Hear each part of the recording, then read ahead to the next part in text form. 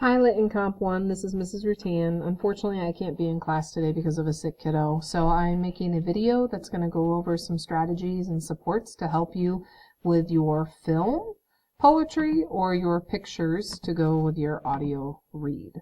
So what I want to do first is kind of go back to what we talked about yesterday. So we're on day 2. You guys have workshop for most of the block. The goal is for the rest of this week through Thursday, you guys are going to be working on your poetry presentations. You guys will be presenting Friday and Tuesday. It's kind of early and broken up because we have no school Monday, and remember, I will be leaving for AP reading on Thursday. We have a final quote-unquote test where it's a couple questions or a few questions on a Google form. I'll talk more about that next week. So what you'll want to do is, today we're going to talk about storyboarding and film techniques, but before we get into that, you'll want to reference the project description sheet. So I'm reviewing this for kids who weren't here and then also for kids who were, just kind of a refresher of what you need to do. So you're going to create a presentation. It can look a lot like mine. So I have an intro slide, which is my focus question. Yours will be, what is poetry? Mine is memoir. You guys could focus on that basic question, or you could get a little bit more specific. You could revisit what you did for the research at the start of the unit. So you could say, what is slam poetry? Or what makes poetry poetic? Or what are the most important poetic devices in poetry versus prose? Then you need to answer it. So I answered it with 3 discussion points because it allowed me to kind of really talk out a good, thorough, layered definition of memoir, and I would encourage you to do the same. You don't want to just say poetry is about emotions. Yes, I agree with that, but that's a little bit short, and I don't know if you're going to get a, full completed Q&A out of that. After you do that, you introed and you answered your question. Then you need to go into the body of your presentation, which is sharing out class evidence and connections, like things you learned specifically in this unit. And then you're going to do what we call a poetry read. So I move into, and I just set it up like Q&A. So how did I learn about memoir? And then I shared out several slides dedicated to my favorite memoir lesson, which was chapter 2 of Night.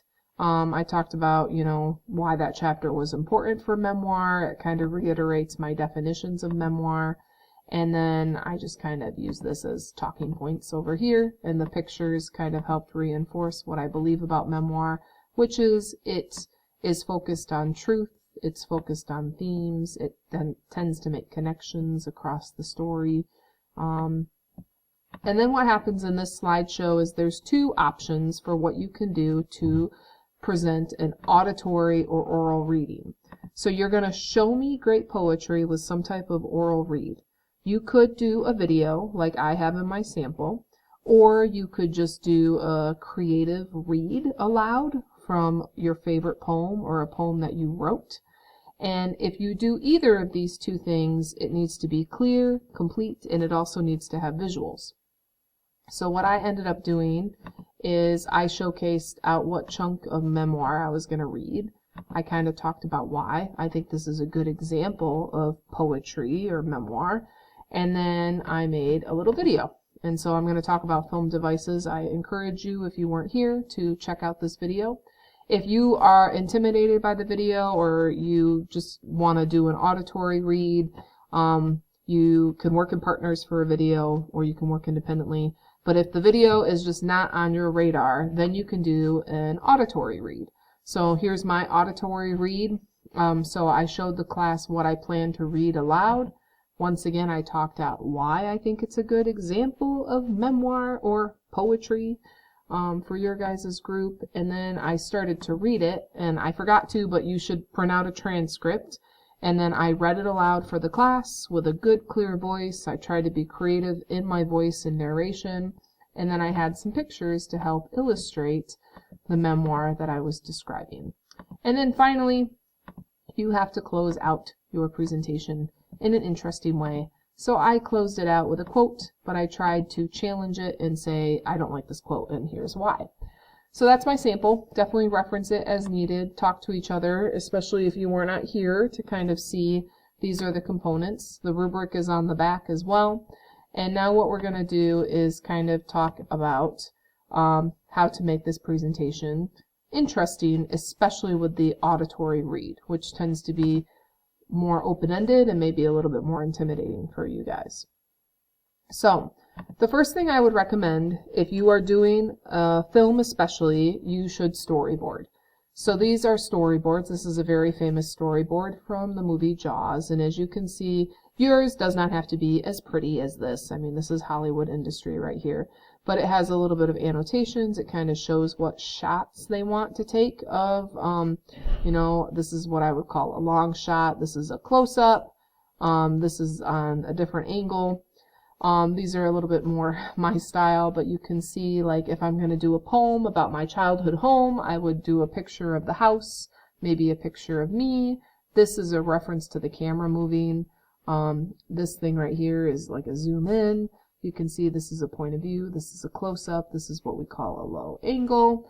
So you kind of sketch out what camera shots you need, so that way you can put the film together. And I did do this. So when I did mine, I knew I needed an old lady to yell, so that became the shots I did with my daughter. I knew I needed to run on the sidewalk and run down the stairs, so I ended up getting those types of shots. So let's kind of go through different shots and strategies for film and for pictures. So if you're not doing a film, that's okay, but I ask you still follow along and consider these devices because they will be relevant in Lit and Comp 2 and English 4. And I also recommend that you think about pictures because that will be helpful for the auditory read. So take out a sheet of paper. You can pause this video if you need to, but you need a sheet of paper to jot down some ideas based on this presentation.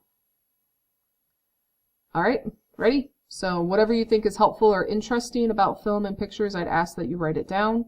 Try to shoot for maybe 10 things. We've done, you know, top 10 lists before. So pictures and film, really, it's a visual to help tell the story. So the purpose of the last portion of your presentation is to do an auditory read, but people like visuals to go with auditory. You know, we like to be able to see and hear what's going on. So your goal today and tomorrow into Thursday is to make some type of film and do the movie option, or create some type of visual that complements your auditory reading. So if you're going to go and do film or video, you should take your pictures and you should take your film footage in this mode right here. So this is horizontal. It's called landscape. You don't want to go vertical. I learned this the hard way. If you do or you have done some vertical shots, you'll be okay, but it is easier for editing purposes to do it this way. And you tend to get a better image when you do it landscape. Although, depending on if you're doing a profile pic, you might go vertical. So when you film in landscape, it allows easier editing. Also, make sure you give yourself what's called lag time. So what happened is I started the camera and I counted to myself 1, 2, 3, and then I did whatever I needed to do, because when you edit, sometimes that editing footage gets cut off at the start and at the end, and so it creates nice lag time for editing purposes. This is a tip from a camera guy I got, so this might make sense to you. It does not make good sense to me. But this should be like your default thing in your camera app. Alright, so when it comes to film, you have what's called A-roll and B-roll. So A-roll is very important. That is your voiceover or your narration. That's your poem. It's your main narrative and your main story or whatever you're trying to teach the class. And then your B-roll is the images or the video, the visual stuff that reinforces the A-roll. So right now I am currently doing A-roll. I'm talking to you, and B-roll is the video, like the slideshows that I'm clicking. So everybody has to do a voiceover or a narration or a script if you're doing a video, and that's your poem. But you don't have to read the entire poem. You could only read a chunk, or you could hash up a couple different poems. Some of you guys are playing around with some informative information. So whatever you're going to do, I recommend that you have a script. You have a copy of the poem printed off, or you scribble on the poem what you want to read. I ended up doing this for mine. Unfortunately, you can kind of hear the sound a little bit in my video where I'm flipping the paper, but you want to have something that you can read along with. And this is the video that I produced and shared with the class. It was an advice video where I kind of showcase advice. This was during the initial shutdown. So you can check that out and you can see I made the voiceover and then I found the pictures that complemented it. If I were to have a voiceover for my life, Morgan Freeman would be great because he's just a great voice. It creates really nice A-roll.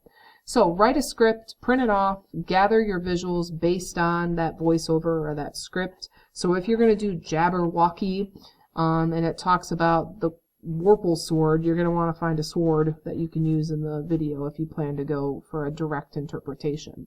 If you're going to do mirror, you might find a whole bunch of shots of reflections because it would help fill in some of that poetic script reading.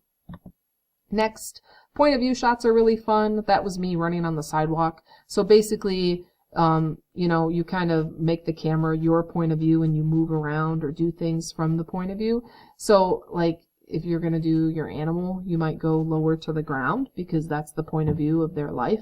My children, I tried to record at their level versus looking up or down because that creates power angles. So you could think about point of view or vlogging. TikTok, I think, kind of fits into this too. Some kids were asking about TikTok, which I'm okay with. So here's an example. I want to do this poem. This is just to say.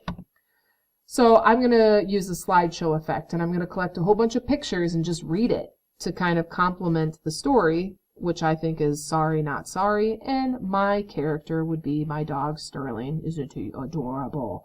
I think he is the plum thief. Like, he does not care at all. And I would almost read, like, I would do all these cute little pictures of him, and then I'd find a picture of him tearing something up, and then I just, you know, give an example, basically. So it's not even that the pictures directly match up to what's going on in the poem per se, but they do illustrate the feels of the poem, which is, my dog doesn't care when he shreds or eats socks. He does not care at all. He pretends like he feels bad for a minute, and then 2 minutes later he's eating more socks. So slideshow pictures are great, or maybe you put a text, you know, like maybe you just put something like I did where I texted I sighed. All right. And then here's just a reiteration of some film story techniques. Voiceover, narration, and script, super helpful. Maybe you think about vlogging or doing things from your point of view, kind of like a TikTok. Slideshows and pictures are great. Text can be really helpful using quotes or caption. All of those are other devices that can kind of help build up your visual movie if you choose to go that way. Some other shots, and these are also shots that could be fitting for your picture stuff on your audio reading. So like if I'm going to write about the house, or if I'm going to read a poem that I wrote about Snickers, I might do a close-up of the Snickers bar. So close-up shots when it comes to pictures or for film is like 80% of the shot is in that frame. So I can't do it easily because I'm talking on a screen. But if you hold up your hands and make 2 L's like a box, that's your frame, right? Like whatever goes into your hands is your framing. So do you want to take some close-up pictures for your movie or for your visual? Medium shot is, you know, medium shot photos from the waist up. These tend to be really common and easygoing.